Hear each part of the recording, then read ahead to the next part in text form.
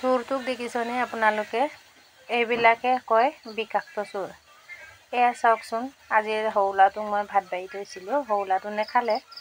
এতিয়া মই খাম বুলি গামলাটো ঢাকনটো গুচাইছোঁ। এই চোৰটোৱে কেনেকুৱা ভাতটো খাবৰ কাৰণে বিচাৰি আছে দেখিছ? ইমান বিষাক্ত বস্তু। এইটো যদি বাই চান্স নোচোৱা নেমেলাকৈ কোৱা হ'লে কি হ'লেহেঁতেন চাওকচোন গাইছ আপোনালোকে।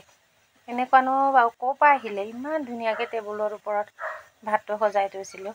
দিনৰ দুপৰীয়া ভাত আছিলে, দালি আৰু তাৰপিছত ভাত আৰু কিবাকিবি বেলেগকৈ মাংস চাংস বেলেগকৈ থৈছিলোঁ। আপোনালোকে দেখিছেই নহয় কেনেকুৱা ঘূৰি ফুৰি আছে। আপোনালোকে দেখিছে? সেইটো কাৰণে আপোনালোকে অলপমান চাই চিতি ভাত পানী ঢাকি থৈছে বুলি ঘপককৈ নাখাব আৰু কাঁহী তলবিলাক অলপমান চাব। এইবোৰ চাওকচোন, সঁচাকৈ চাই কিনি মোৰ বিৰাট ঘিণ লাগিছে দেই। জীৱনত আৰু মই ভাতটো আজি খাবলৈ মন যোৱা নাই, ইমান ঘিণ লাগিছে।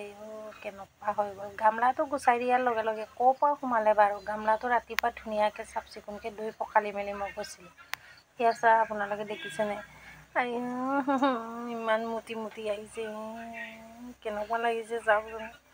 দেখিয়ে কেনেকুৱা লাগিছে, একদম শিং দুটা ওলাই ওলাই বগাই বগাই আহিছে। সৰুলাটো দেখি নোপোৱাকৈ কোৱা হ'লে কি হ'লেহেঁতেন বাৰু? মই আজি ফাৰ্ষ্ট দেখিছোঁ দেই কেঞ্জেলুকুৱাও ভাতৰ ওপৰত বাগৰি ফুৰে বোলে। এয়া চা।